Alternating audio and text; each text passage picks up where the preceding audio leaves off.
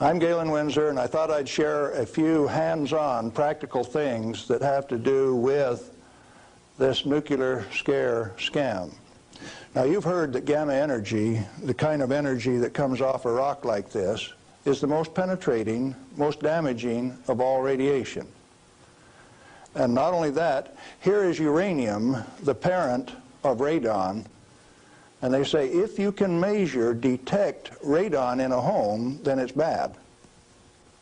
If you exceed the EPA's limit, it's reason to run you out of your home. Spend $13,000 like they did with Stanley Watrous' house in Pennsylvania the other day to get rid of the radon, to ventilate it out through. Ridiculous. Let's take them one at a time. This is a rock that I picked up in Natarita, Colorado. 16 weight % uranium.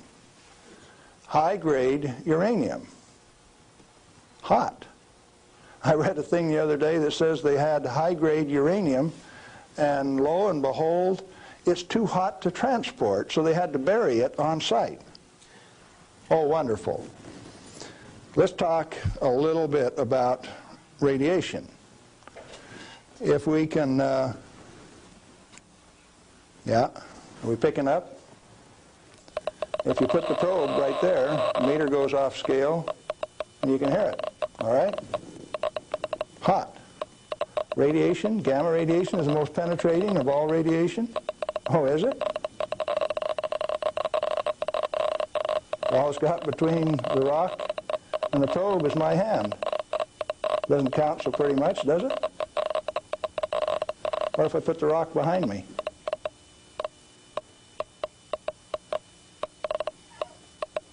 You don't suppose they've been lying to you, do you? I suspect they have. Well, let's do a little bit more. I got a black bottle. Good stuff comes in white bottle. A bottle of no-dose. You can send children down to the drugstore to buy no-dose. All they need is money. In this are 60 white caffeine pellets. In this one is uranium oxide, U3O8. You can't buy it for love nor money. The state of Washington sent 2 of their Gestapo agents over to my home to confiscate my uranium samples on the 17th of December last year. Got a challenge. I'd like to have somebody in the room volunteer to take all of this bottle or all of this bottle. The only thing that I'll tell you is that one of them won't hurt you and the other one will kill you. Do you want the white stuff or the black stuff? White stuff? You do. There's enough in there to kill 4 men your size. The government says we got to ban this material. It's radioactive. Let's check it in the bottom of the bottle. Not very radioactive. Let's take the cap off. Oh goodness, very radioactive. This instrument will only count gamma, energy. It's just energy. Light's coming from those lights, only you're getting lots of infrared from the lights as well as ultraviolet. Energy response, and it's very carefully damped to only discriminated so it only gets the energy that comes from this. I don't want it to respond to a light, just to this. Cost me $1,000 to get an instrument that will just respond to this and not to that. This is radioactive by any definition. Radioactive material giving off radiation that is read by an instrument like this. The daughter of this, radon, cannot be read on this instrument because it gives off alpha particles. An alpha particle is a dye-positive particle that comes from the nucleus. It has 2 protons and 2 neutrons, therefore an atomic weight of 4, and it's minus 2 electrons. And if you grab it with a high ionization potential counter, it'll count. But if it travels 2 inches in air or through a piece of paper, it picks up 2 electrons, 2 beta particles, if you will, and becomes helium gas, and it won't count on an ionization chamber. Did you know that this thing right here is giving off helium gas? Alpha comes from uranium. Okay, radioactive material. You pour it out in the hand, and that's radioactive contamination. Is it radioactive? Yeah, it is. Very radioactive. Now, decontamination is nothing but scooping it back up and putting it into the bottle. I just now decontaminated my hand. No, I didn't do such a good job. Not good at all. Is it still radioactive? Yeah, that's called residual radioactivity. Now, under the decontamination rules of the government, when you decontaminate somebody like this that's that contaminated, and this is certainly a reportable incident under current DOE regulations, when you decontaminate him, it has to go down a controlled drain so that you don't disperse radioactivity. Do I qualify as a controlled drain?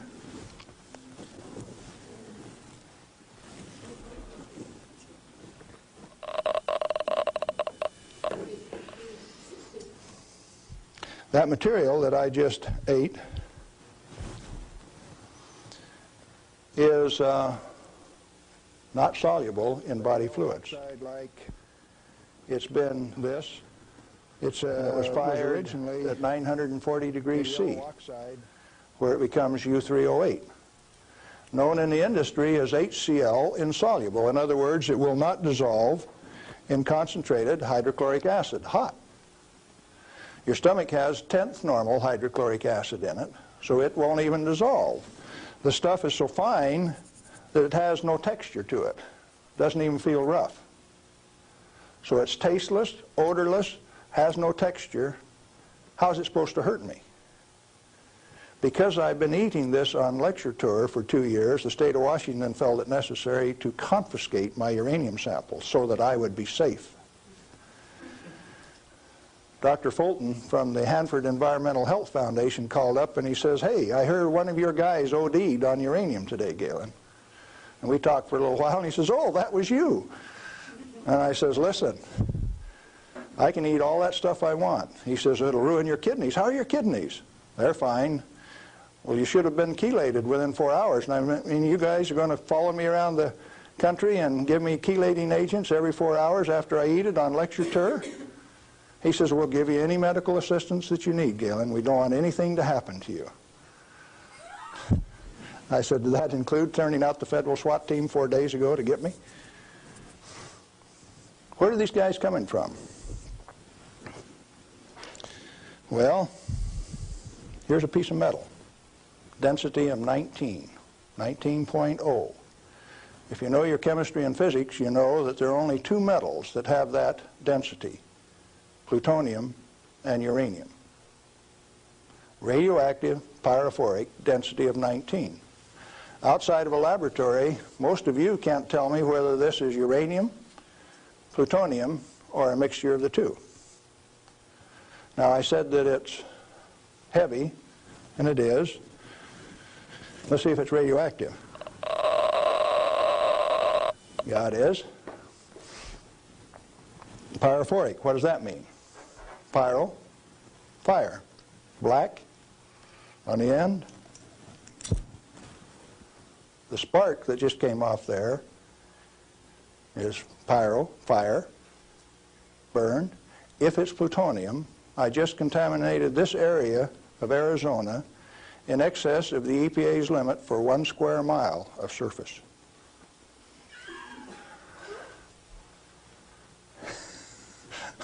Somebody laughed. It's serious. The end of progress altogether says that I just contaminated you in excess of the limit for 1 square mile. It's now silver on the end. Tomorrow it'll be black because it self-oxidizes, this black color like this, all by itself. Plutonium does that and uranium does that. Is it hazardous? Yeah, it is, because they take depleted uranium metal and make it into 50 caliber bullets, fire them from shoulder-held weapons. In 1976, they obsoleted tank warfare with these things because it only takes one dog face with one weapon to knock out a 65-ton tank. It'll go through 3 inches of armor plate, and when it comes out the other side, it's that white hot spark that we just made. And the 5 men in that tank are dead, because it'll burn all of the oxygen out of the air and burn their flesh. 1976, they obsoleted tank warfare, and you never even knew that. They make 10,000 of those bullets every day in the United States. We got enough in arsenal to sink all of Russia's tanks, and our boys in the Defense Department don't even talk about it. Yeah, it's hazardous to your health. Reminds me, lead is hazardous to your health too, isn't it? Particularly if it's in a 45 slug like this and it hits you right here going about 2,600 feet per second. It's not the material, it's the impact from the velocity. Let's be very specific in the words that we use. This particular chunk of lead came out of a human body. My son, who's a deputy sheriff, thought maybe I could use it on tour. That's called dying of lead poisoning. Anything less is a figment of the imagination because it's not soluble in body fluid either.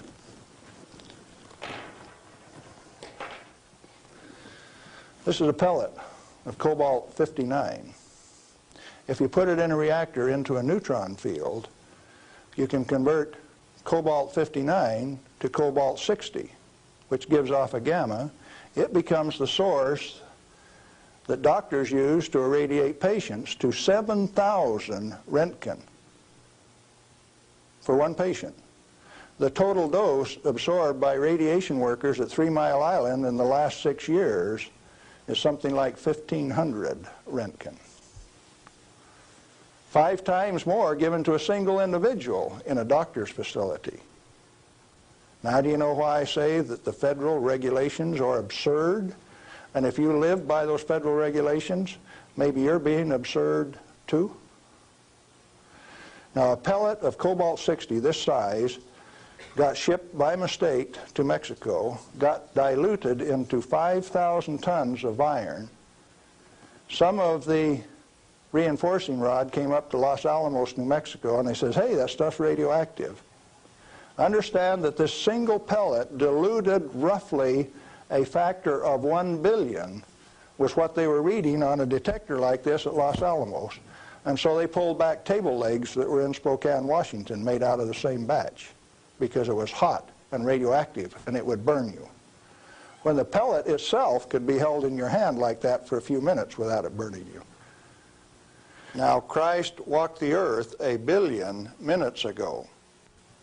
If I could stretch this pellet out into a wire and it went clear around the earth and right back here to Phoenix, 1 billionth of this amount is 1.7 inches of that wire so stretched out.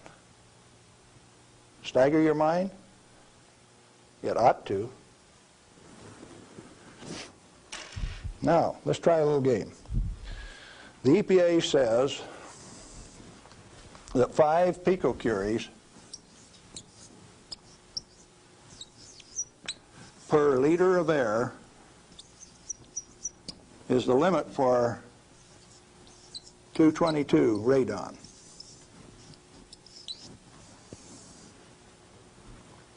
And they handle that like it's a real number.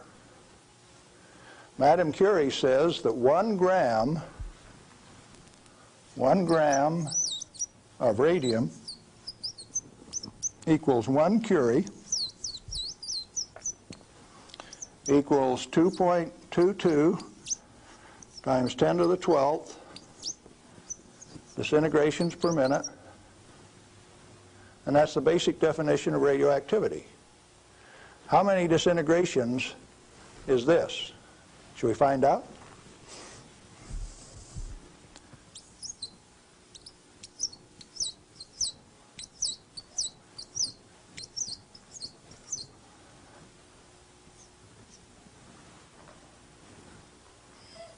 And the EPA, in its wisdom, says that 11 disintegrations per minute from 1 liter of air, you have exceeded the limit.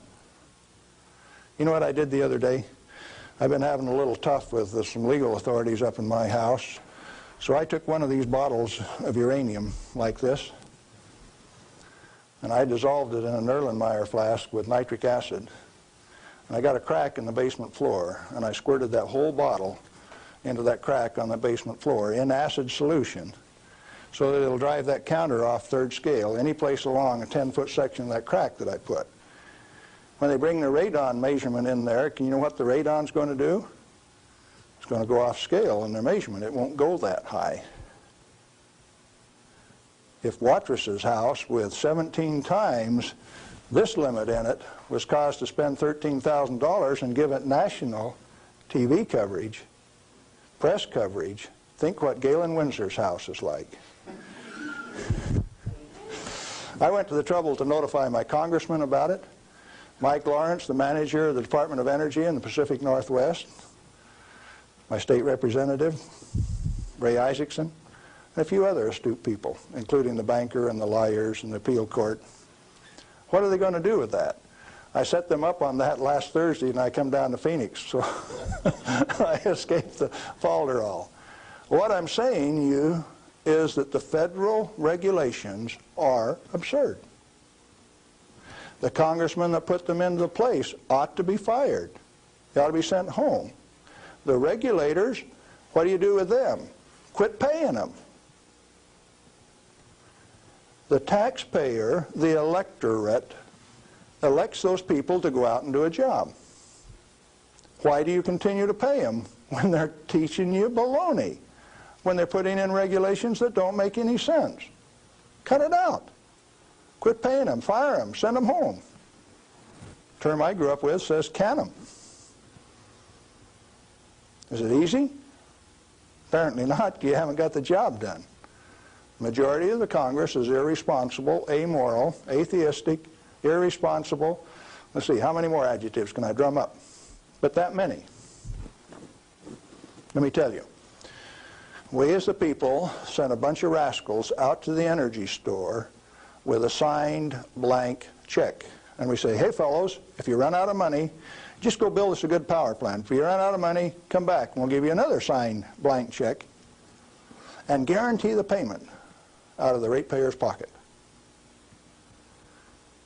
Tennessee Valley Authority has the most nuclear reactors of any outfit in the place. Not one of them has produced any power since last August. Browns Ferry 1, 2, and 3 in Mississippi hasn't produced any power since last March. And they don't plan on producing any power at Browns Ferry until mid-year in '86. At $1 million a day in lost power revenue per plant and held off in the name of health and safety? Now tell me we didn't send rascals out to the energy marketplace with a signed blank check. They're still getting paid. Those reactors are all fully fueled, fully staffed, and just sitting there. Who's getting taken? The ratepayer. You're still paying more and more for your electricity all of the time. Now, Bonneville Power Administration says that 57% availability is okay for a nuclear reactor. Maine Yankee is often run at 103% availability, which means it's running over nameplate rating. Enough days out of the year that its average availability is 100%. Bonneville Power Administration of the Department of Energy says that 57% availability is okay. That means that you can let those things set down 43% of the year, and that's judged as an acceptable performance on the part of the government. There's an obvious answer. Get the government out of the energy regulating business. Turn those plants over to people who will run them efficiently 100% of the time. When we put in zero-release containment, we started playing games. About the time that we proved that a nuclear reactor has no measurable impact upon the environment, that's when they bottled them up, put catalytic recombiners on them. Some of the reactors in Texas were designed not to breathe for 8 years at great expense. Why? When you bottle up a reactor like TMI-2 does, then you get radiolytic hydrogen, and indeed they had a radiolytic hydrogen burn at TMI-2. And they moan and they groan about that, and all they had to do was open up the windows and let the breezes blow through. You don't need containment on them. I'm going up to Colorado this weekend to meet with the Uranium Producers Association. And they're upset because the government is dumping uranium on the market and raising the price of the commodity that they get their bread and butter from. But what they're totally unaware of is that the Grand Junction Operation Office is going to issue a contract so that the new operator has a $25 million budget over the next 5 years, 80% of which will be spent for remedial action, where you take this material, dig it up. If you find it counts on a Geiger counter, you can have them come in and change out the whole front yard of your house, give you a new front yard, new foundation under your house at government expense. If you don't do it, they'll take you down to the courthouse, blacklist your property, so that you have to remove the radioactivity at your own expense before it can be sold. Now, do you know what I did when I took that uranium solution and poured it in the crack in my house? I set up the United States government, and that episode is about to be played. Did I do it on purpose? Yeah, I did, just like I used to dive into that swimming pool and drink that cesium-contaminated water. I found out that it doesn't hurt me. You need to find out that it doesn't hurt me, or you. In fact, the only reason for the existence of these big transcontinent distribution lines would be if they could compete with a small mass-produced reactor sitting in your backyard. Why don't they want you to? Because they are the federal energy cartel. They like to set the price, the total availability, and whether you can hook onto it, and if you don't pay your bill, cut you off. That's called power, domain, and control. And they like that. They do not want you to be energy independent. If you had one of these sitting in every 10-block area in Phoenix, you could tell the rest of the world to go get lost. Oh, there's another use for that heat. You could heat your homes in the wintertime, or you could cool them in the summertime with it. Heating, ventilation, air conditioning, they call it, HVAC. In countries where it freezes, you could run that hot water out and chase the frost away in the spring and in the fall.